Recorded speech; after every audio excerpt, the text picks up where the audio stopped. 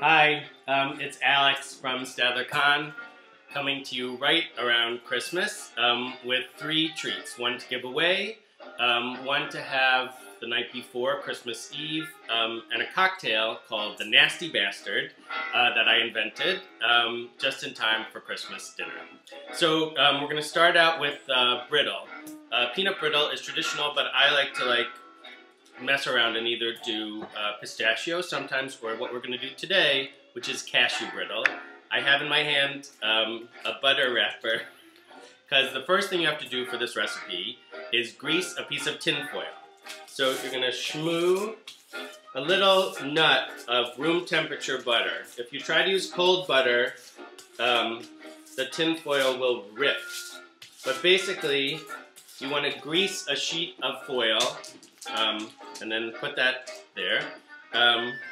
Sprinkle your greased tin foil with Maldon salt.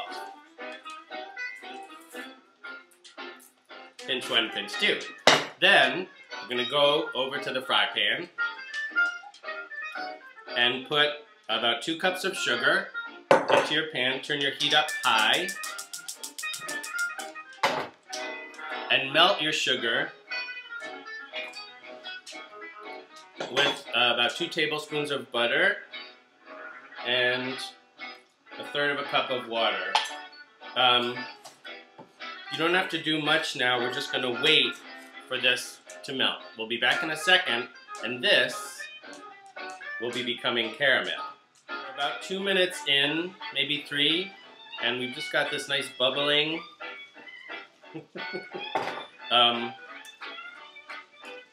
almost caramel mixture. In another probably 2 minutes, this is going to start to turn brown, and that's when the fun will begin. Anyway, so just watch it. You don't have to stir it around too much. If you have a hot spot in your pan and you notice that a little area starts to burn, just take your wooden thing and kind of move the burning part into the middle. But for the most part, we're just watching it bubble and simmer. This wonderful smell of butter and sugar is like rising up into the air. I used to make a million different kinds of cookies at holiday time. There was a chocolate one, and a lemon one, and a nut one, and a biscotti with a thing that was red and green with a sun-dried cherry and a pistachio. And I would make these mélange boxes of cookies. And then I put in brittle one year, and then all anybody wanted was brittle. Just brittle, brittle, brittle. So now I just make brittle. This is such a great thing to give to people. It makes them tremendously happy. One batch makes enough to give out in dainty little Ziploc bags with a cute sticker on them or ribbon to like 5, 6, 7, 8 people, depending on how generous you're feeling that day. So this is a pound of nuts broken up, chopped up cashews from Nuts to You on 20th, which also is a good source for candy in Philly. 2 cups of sugar, 2 tablespoons of butter, and a little sploosh of water, like I said before, bubbling up in a pan. And we're going to come back in about another 2 minutes when we're getting to golden. Okay, so now, whoa, this is hot, so be careful because you can burn yourself, and I usually do. But now we're getting to a dark, dark gold. You'll see it in your pan, and just as it starts to smoke, in go the nuts. Off the flame. Turn off your flame, all right? Now carefully, because like I said, you could get burned. You're gonna shmoo your nuts around in this absolutely glorious dark gold. It's like almost red. It's the most glorious thing, but it is dangerous, like many women. And men. So we now have got this glorious shmoo of salted cashews in this, look. Whee! Beautiful, right? Okay, now come with me to our pre-greased piece of tin foil. And you've got a little wiggle room with this. Okay, so now we're back over here at tin foil. And this is so fun. Dump it out into a big blodge. Get as much of your caramel out as you can. Put your pan down. And then kind of move it about into one flat layer while it's still hot. Being very careful all the while. This is not kiddie food. It's kiddie to eat, but it's not kiddie to make because of the caramel. And then, oh, here we go. Then, while it's still hot, so you can get it in there, 2 little pinches of salt over the top. And then move it about, drag it out into a sheet. Okay. That's that. Done. We're going to let this baby cool. And then we're going to have brittle.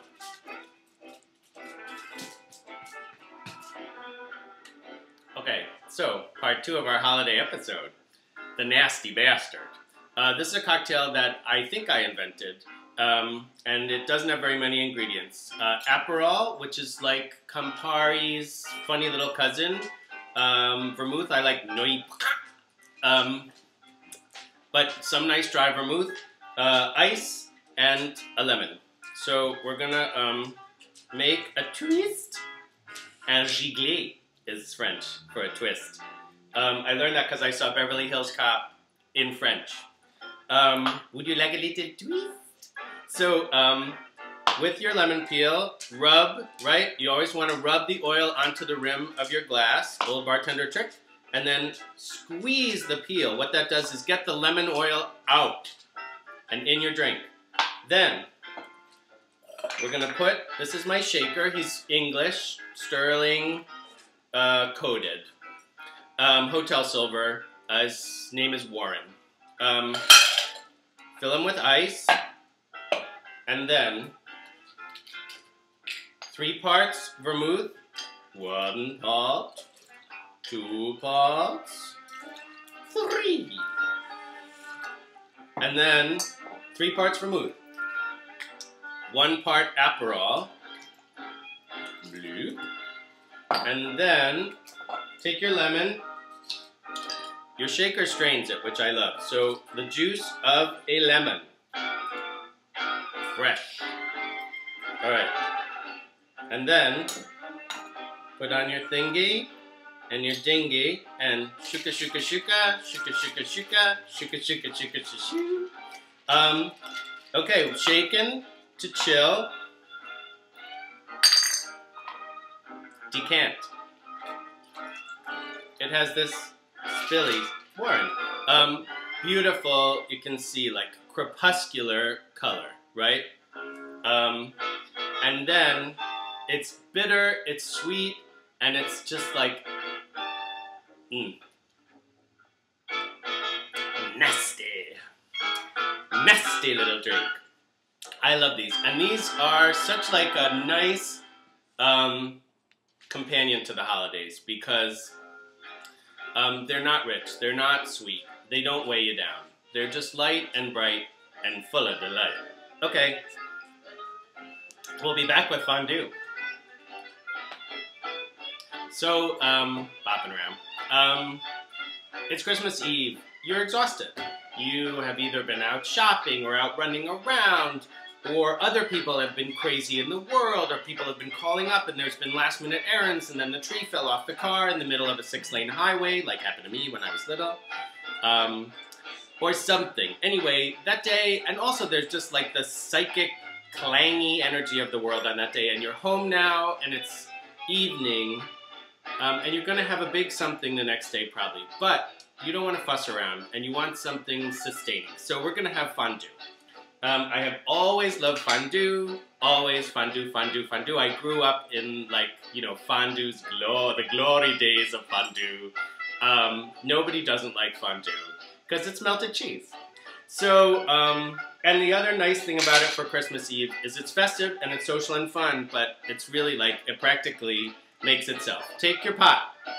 You may not have as beautiful a fondue pot as I, but take your pot anyway. Rub it with a garlic clove. Rub, rub, rub. A little bit. Turn on your flame. Put in your wine, dry white, not too fruity, whatever you got lying around, don't worry about the quality. It could be nice, it could be not. It just needs to not taste like hair oil. So some decent white wine, bring it almost to a boil.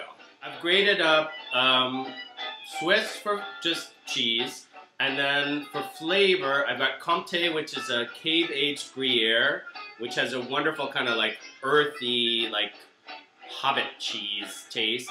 And then this is a really good opportunity also for what's lying around. So I had a little Cabot cheddar, like they make this glorious aged cheddar that I got at Bruno's, and a Butterkäse, little odds and ends. I wouldn't put in blue because that's intense.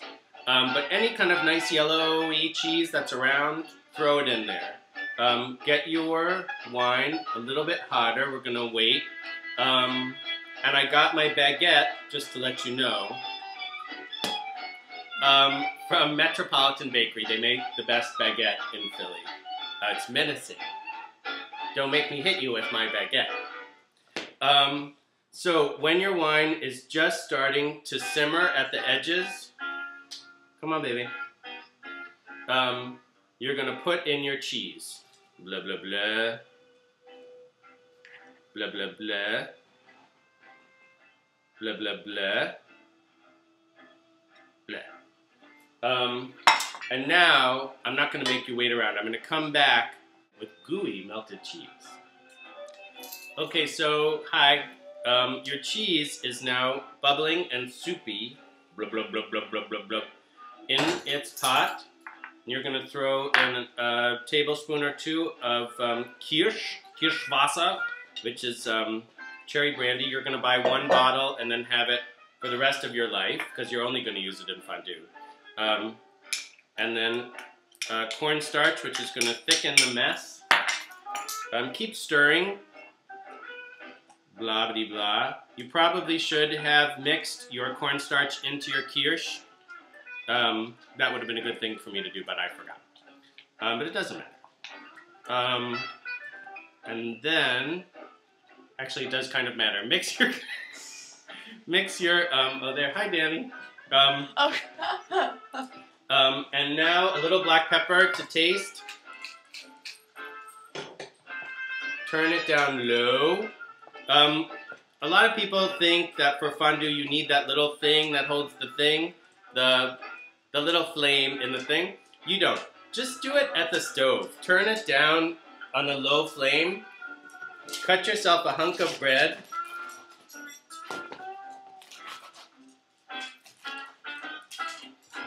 Put it on your fork.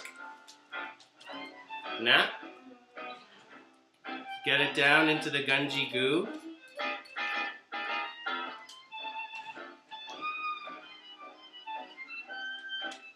Let it cool.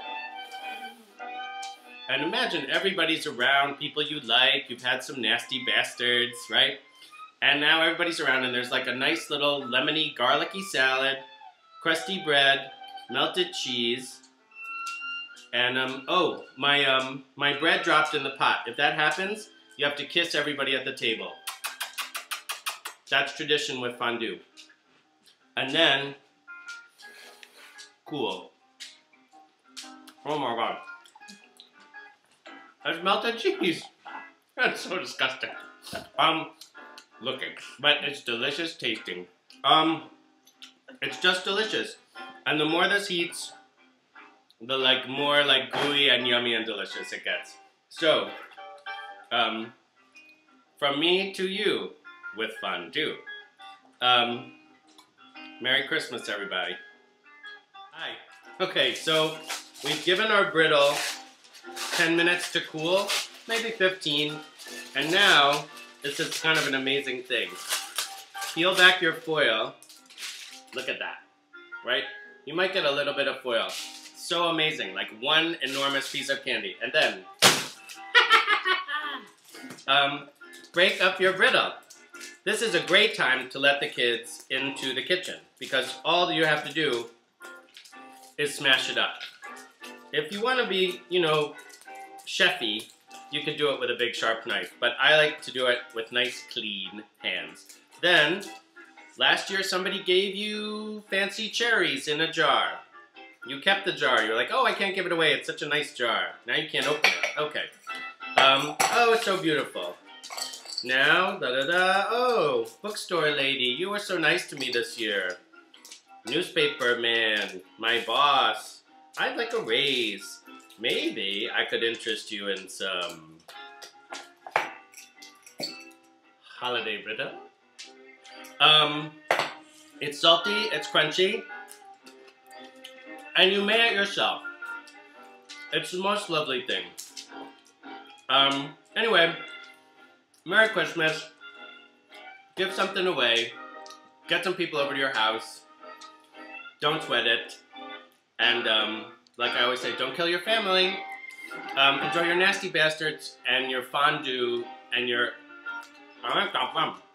brittle. And I hope everybody is safe and happy this year. Bye! See you later!